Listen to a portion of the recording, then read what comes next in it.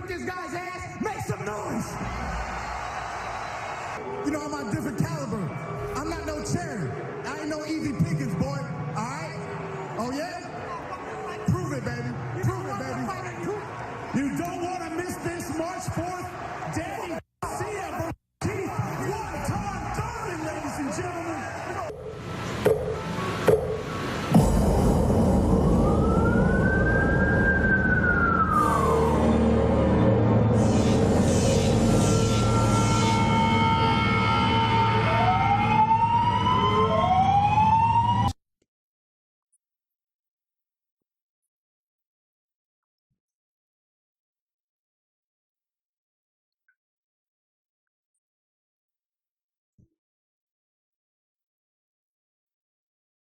Well, the theatrics leading up to this fight sure have been entertaining. Anyways, we are less than a month away from what should be a great welterweight matchup.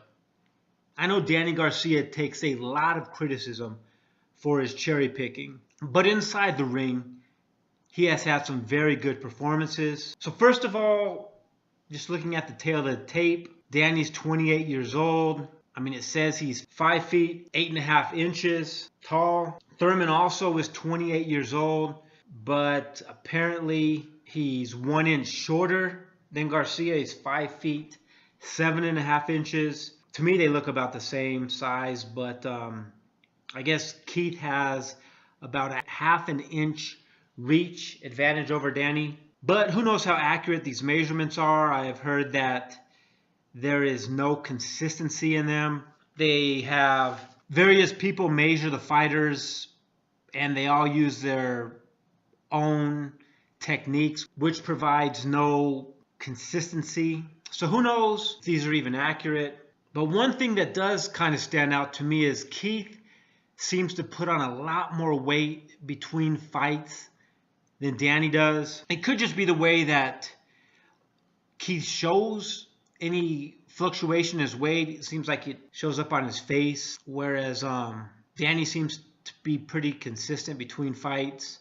To me, it just looks like Thurman's a little bit thicker. Anyways, enough with that. We all know that Danny has problems with boxers, and he has 3 questionable victories on his record.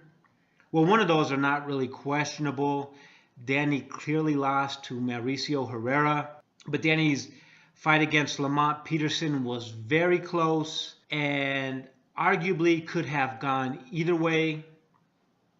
And many people also believe that, I think it was way back in 2010, Ashley Theophane also beat Danny in what was a very close split decision fight. But who knows? I mean, we saw how Adrian Broner supposedly stopped Ashley in a PBC type stoppage. He didn't really look hurt. He was kind of backing up and the ref jumped in. But in any event, the book on Danny seems to be that the best strategy is to outbox him. However, history has shown that judges seem to love this guy. So even when you do outbox him, the judges grant him the decision. Now, we know that Thurman is liked at the PBC, but it will be up to Keith if he wants to actually take the chance of leaving it to the judges. Now, as far as Keith, he promotes himself as one-time KOs for life, but he hasn't really had a clean KO in years. However, there's no argument that Keith does have power in both hands, and Keith did show the world a lot on his very close victory. I guess it was a unanimous decision, but still a close victory over Sean Porter. Thurman took a lot of damage and also was able to hit Porter with some very powerful clean shots, and Sean kept coming. I actually thought Porter broke Thurman in one of the middle rounds, but Thurman just never backed down. He came back and he got the victory. And this fight also showed that Thurman apparently has very good cardiovascular conditioning, whereas Danny, on the other hand, seems to tire in the later rounds. Many people say that could be because when he was at 140, he was cutting so much weight. But we'll just have to see how this one goes. Now, obviously, Thurman's weakness is his midsection, and Danny's dad, Angel, seems to feel confident that if Danny's able to land a shot on Thurman's midsection, I mean, it'll be game over. Thurman will not be able to overcome the pain like he did against Luis Collazo or even Sean Porter for that matter. So overall, I think Danny is very durable, hits extremely hard, but it's obvious that he can be outboxed and he has questionable conditioning. Now, Keith Thurman also is very durable, and he seems to know how to manage the pain or to recover if he does get injured, especially to his midsection. He's able to kind of control the fight and survive until the end of the round. Now, I want to reserve the right to change the prediction as we're still a long ways out from the fight. I mean, who knows what could happen between now and then.